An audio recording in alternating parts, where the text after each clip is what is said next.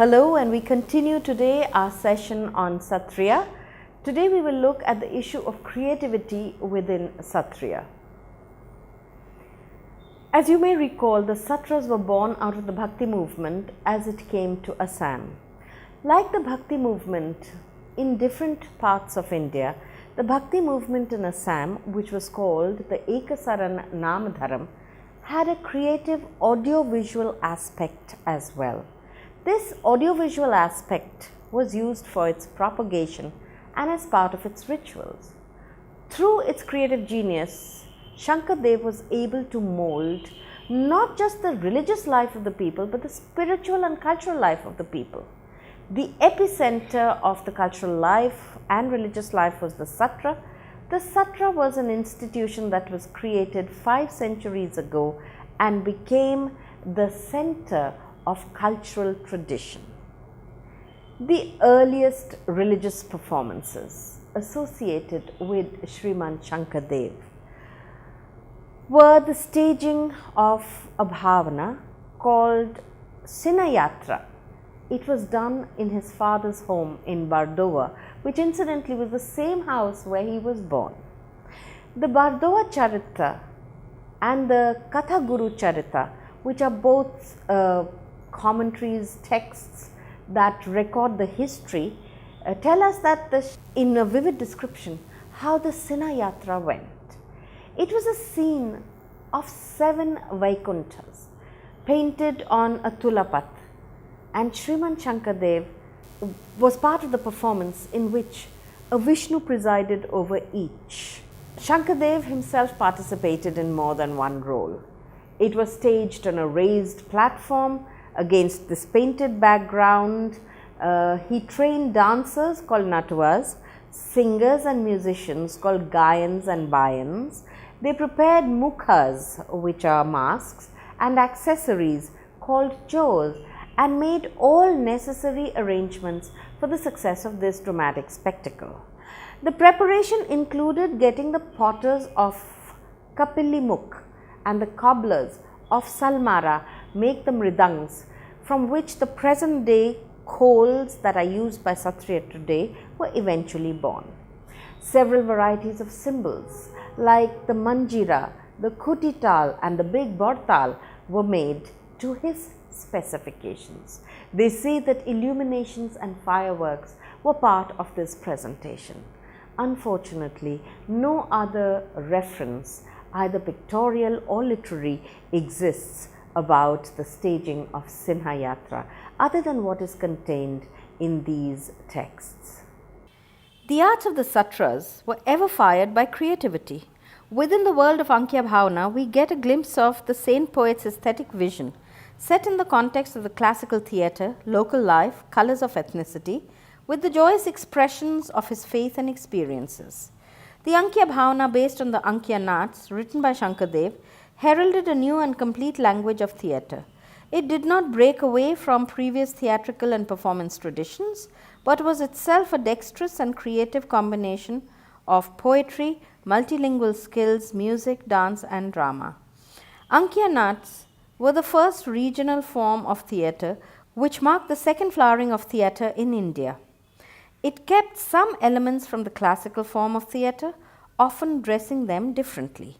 For instance, as a Purvarang, it introduced the attractive Gayan Bayan, by itself an aesthetically mounted dance and song choreography.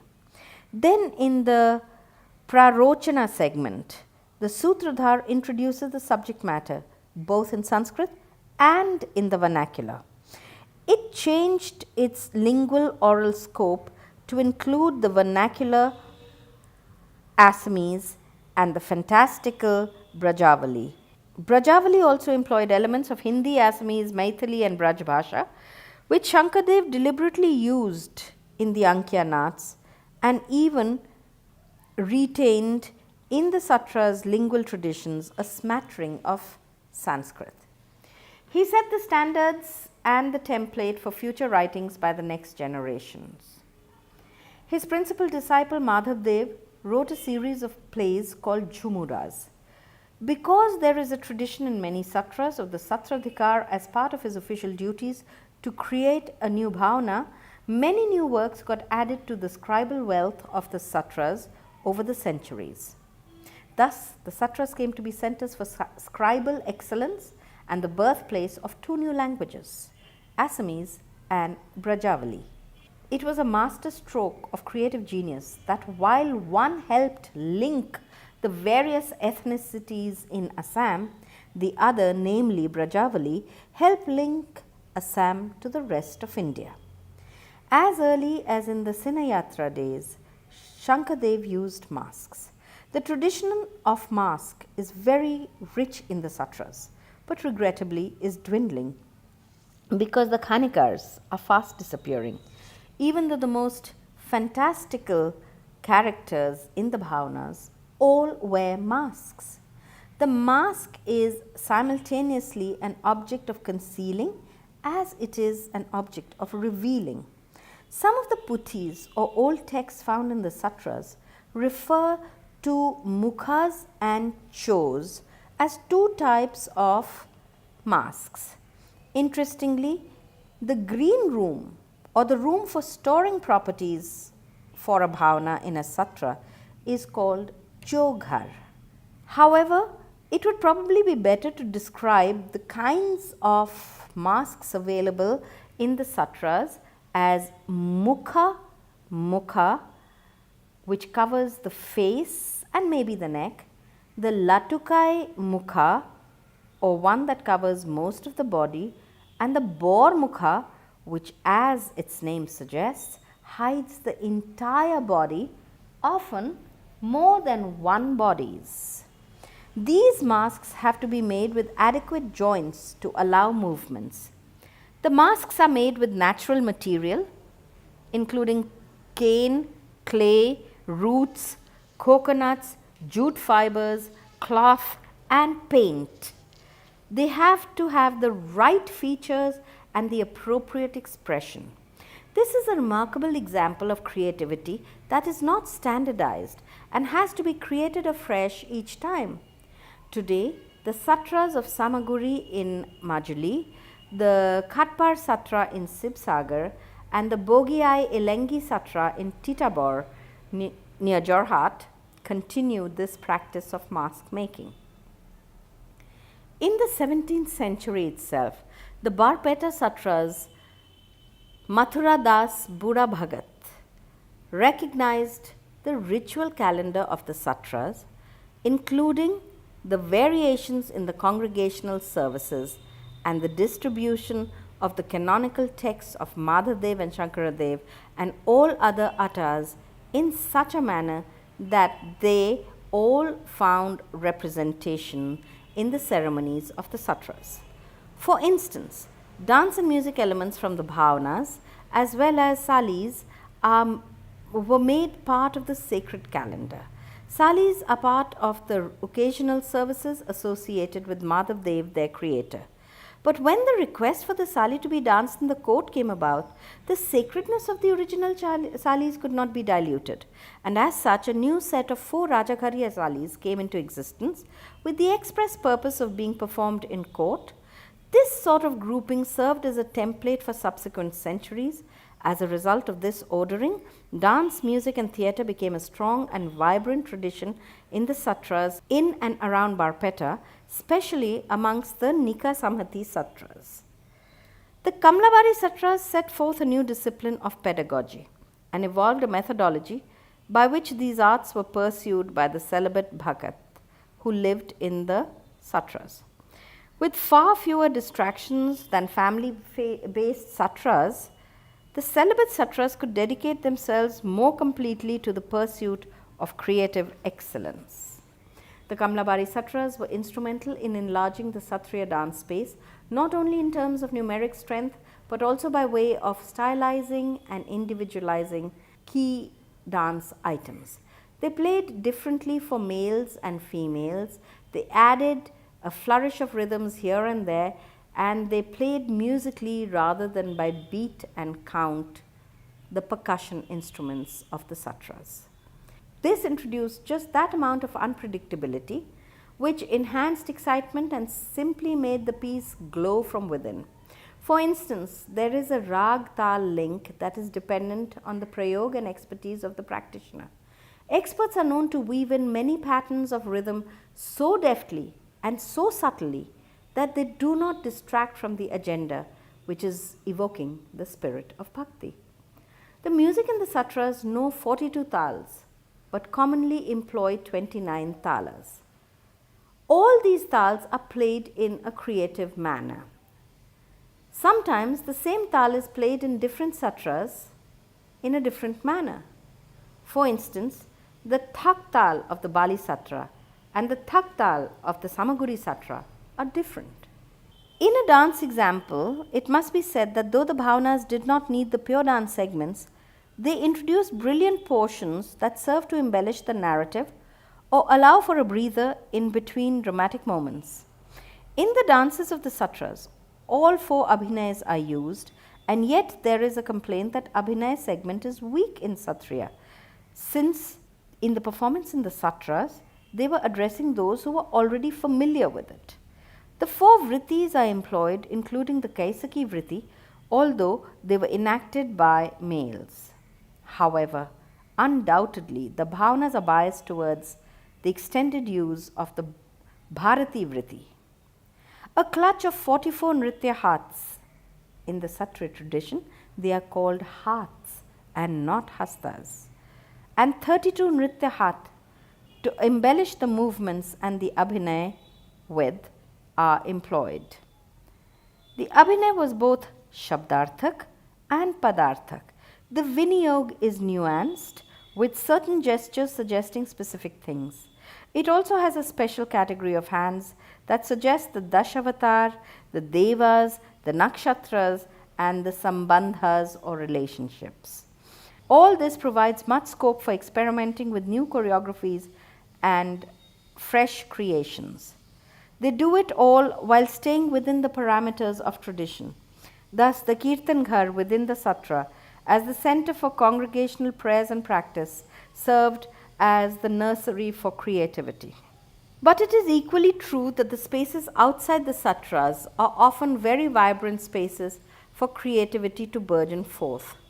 Many are convinced that Jatin Goswami and Anand Mohan Bhagwati's choreographies came forth so effortlessly and made such a strong impact because of the experience that they had had with the challenges of the Department of Information and PR, where they were expected to experiment with traditional dances in such a manner that they could be used as vehicles to carry forward the messages that the government wanted to send down the line. Today, Goswami's son Gunakar is doing some remarkable creative and internationally acknowledged work with Ojhapali and Ankiya Bhavana. Not only did the Ekasaran Nam Dharam faith challenge caste divides, it reinforced the message in many ways. The fact that the bhavana happens with people seated all around it, with no deference to high and low, was a big change. Further, given the fact that the play occurred amongst the audiences composed of many castes, classes, and ethnicities, with all the characters right there beside them, was a big advance in reinforcing the inclusive and egalitarian profile of the faith. The democratic participation itself was a perfect example of the pronounced social revolution, questioning some of the dogmatic discourses of the society. References to the equal status and rights to all sections of the people in the texts of the saints aptly declares the significant revolutionary note of social change that the satras were introducing. Since the stage space was narrow and often crowded, imaginative cues were given to make a change of scene. Much had to be done by the imagination of the audience as well. A deft twirl was often enough to suggest the changed scene. Sometimes 2 scenes would play out at the same time in this oblong corridor. The Sutradhar would explain how one of the scenes complements the other. So imagine you are watching these 2 scenes and you are understanding how one part of the scene impacts the other. The interactive and the continuous role of the Sutradhar was built keeping a neo-literate audience in mind. It was his job to make sure that they did not miss the message and they did not forget that they were here not for mere entertainment but for a sacred bhakti oriented experience. Thus, the role of the Sutradhar is critical. The underpinning of bhakti was writ across the performance in many ways. If you get a chance to see it, I would like you to keep your minds open for these little clues.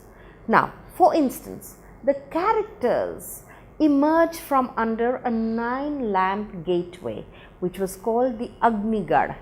It suggested the Navdha Bhakti or the 9 modes of bhakti. Then again, there is a tradition during an Ankiya Bhavana of carrying 2 torches to light up some important moment.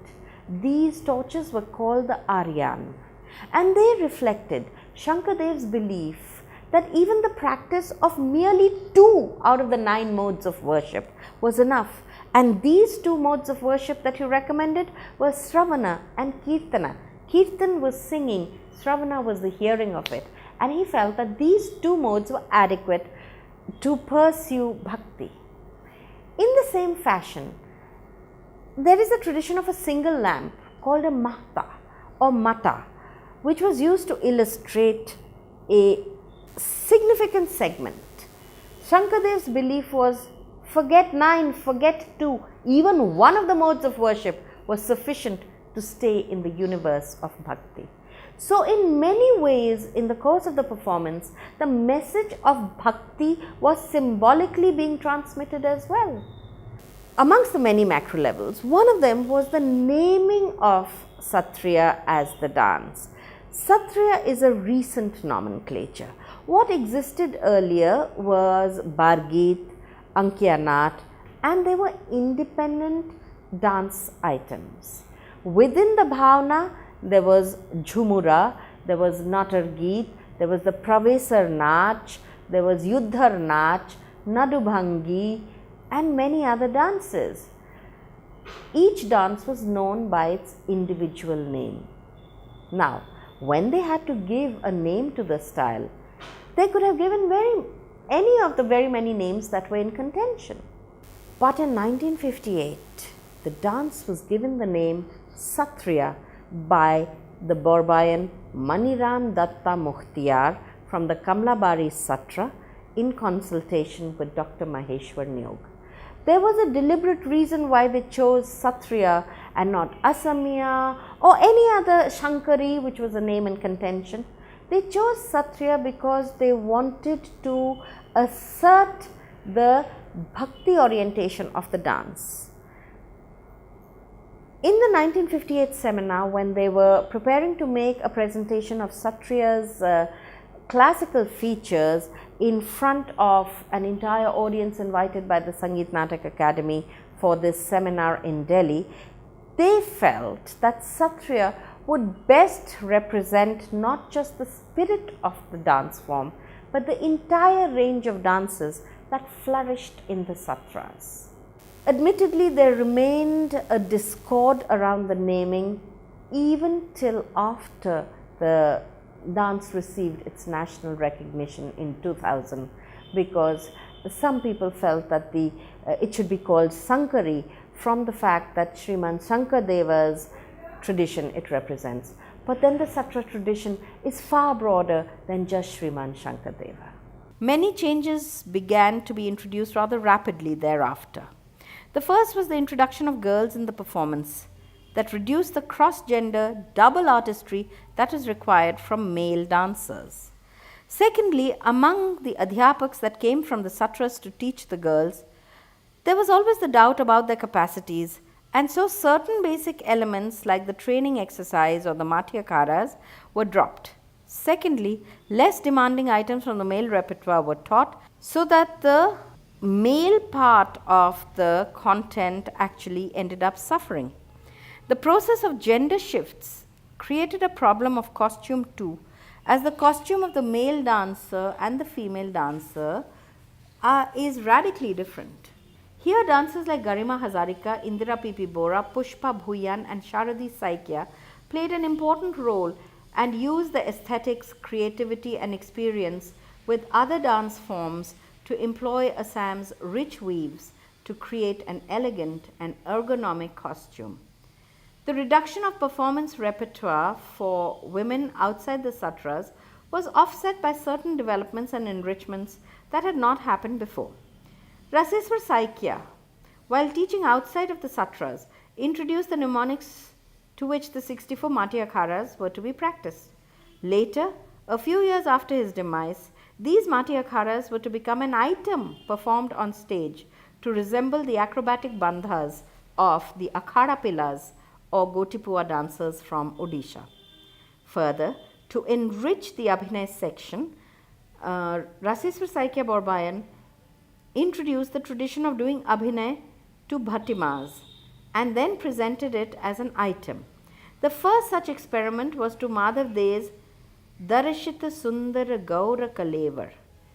Amongst the musical forms that were available in the satras, two of them were raga oriented. These were the Ankya Geet and the Borgeet. In both, the name of the ragas is written on the text. Additionally, in the Ankya Geet, the tala is also mentioned. But in the case of the Bargeets, the singer has the freedom to show creativity and select any tala or a group of talas to sing it in. That is because emotion has to reign supreme in a Bargeet, and the singer has the freedom to choose the tala that would evoke the emotion. One element of creativity, changes and transformations in recent times has been driven by the comparisons with other dances. Regrettably, Bharatnatyam has captured the imagination of dancers as the most desirable form. Thus, there is an attempt to arrange the garland of items in a margam in much the same manner as in a Bharatnatyam recital, with the word margam also being taken from the Bharatnatyam repertoire, which indicates the structured lineup of items in a concert. But the core of Satriya is different. It is not a dead art form that needs to be laid out in a museum. It is a living and thriving cultural expression and deals with the challenges of a twin life, one sacred and the other secular. It cannot be straitjacketed into a predetermined structure, as it has too much variety and too much wealth of different types. I personally feel that no one can do justice to Satriya's repertoire in one evening's recital. The performance that I tend to enjoy more than any are the ones that bring the robust sacred and stylized secular on the stage together. But things are not unchanged in the satras either. Even the monks today have ceased to wear headgear or the shirt and stand there bareheaded and bare-chested, just like the male dancers of Bharatnatyam.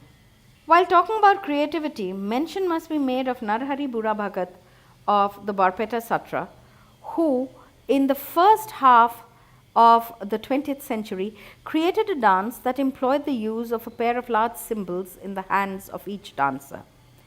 It is danced to the Nagara Nam. Nagara Nam are devotional songs sung to the beat of the Nagaras.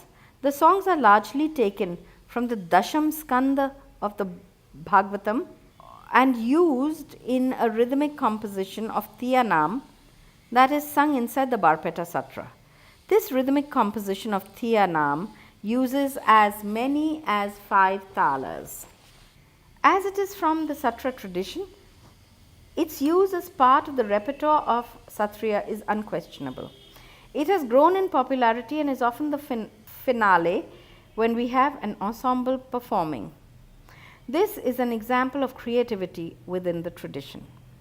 In turn, it has generated the second generation of creativity arising from it in the experiments that Menika P.P. Bora, daughter of Indira P.P. Bora, conducted under the guidance of Aswini Kumar Bayan, who had learnt the Bhortal Nritya from Narhari Bura Bhagat. They attempted to create pieces in Satriya's repertoire that were performed not to the percussive accompaniment of the khol, but to the percussive accompaniment of the Nagara and Bhortal, which have a rather vigorous percussive tradition and stance. Some rather dramatic numbers from the Ankiya Bhavana and Jhumara tradition that are ensemble based lend themselves to recasting as solo pieces. It requires deep knowledge of the text, melody and percussion. It may need the inclusion of select Mati akharas and strong Abhinay segments. Some such pieces that come to mind are Anvesa Mahanta's Putana and Srijani Mahanta Abhinay to the song written by Srimant Madhavdev, Soi Bone Barmali, arranged in Rag Tura Basant. While Anvesa depicted Putana strongly, using the lons amongst the Mati Akhara to depict Putana's death throes, in the Madhavdeva song Srijani, after describing the beauty and aesthetic appeal of the landscape where Krishna roams around with the other cowherds and plays haunting melodies on his flute, she introduced the demon stork Bakasur. His beady eyes close in on Krishna and he closely observes him before attacking and attempting to devour him. But ultimately, Krishna emerges triumphant by slaying the demon. Often in the bhavanas presented in the satras, Bakasur's demonic presence is established via a mask. In fact, satras are known to have Bakasur masks so large that a lineup of young monks playing the role of Krishna's cowherd friends appear to be swallowed up by this avian demon as they enter its cavernous stomach via the beak. But on the dance stage, the same impact is created out of the careful selection of movements for both the demon and for Krishna, keeping an eye onto the dramatic choreography. Both dancers were guided by the eminent Satriya scholar and practitioner, the late Dr. Jagannath Mahanta, in creating this piece, Putana by Anvesa Mahanta and Soi Bone Banamali by Srijani Bhaswa Mahanta. The late Dr. Jagannath Mahanta's loss is immense and will be greatly felt as Satriya spreads its wings and pushes its boundaries. Mention must be made about two choreographies done recently by Bhabanand Borbayan of the Uttar Kamlabari Satra. This Bismillah Khan awardee created a dance piece on the environment based on carefully selected excerpts from the sacred texts that describe the beauty of the environment. That in itself was a modernist treatment of the content of Satriya's literature, but more interestingly was the forum at which he performed it, an awards function in Mumbai. Even more recently, he choreographed in 2013 a work on the weaving of the Vrindavani Vastra. The Vrindavani Vastra was a fabric woven under the direct supervision of the founder of the Ekasaran Nam Dharam, Sriman Shankar Dev. Today only a fragment of the cloth is found in the British Museum. The fabric still exercises great emotional power on the minds and psyches of the followers. Therefore, this piece hit the right emotional chords. It was premiered in Paris, where Satriya enjoys considerable prominence. In a similar vein, the production Devaki Kheda Varnam was created. It is evident from the nomenclature itself that it has Bharatnatyam as its inspiration and dare I say as its aspiration as well. The word Varnam is a very carefully and deliberate choice. This is danced often by the Bismillah Khan awardee Mir Nanda Borthakur, a prime disciple of Sri Jatin Goswami. The piece is based on lyrics written in Sanskrit by Dr. Mukunda Madhav Sharma. They are set to music by Prabhat Sharma, the greatest name in Satriya music today. The poetry compares the state of Assam with Devaki. As Devaki is pained with the loss of her children in the cruelest manner, a loss perpetrated by Kamsa, Assam too has undergone considerable setbacks and disappointments politically. The piece of political lament in the guise of a classical item is truly path-breaking in its idea. Satriya, supported in the background with its egalitarian philosophy and its anti-establishment theory, has used its artistry to raise social and spiritual concerns. This piece shows that it has the capacity to raise political concerns as well.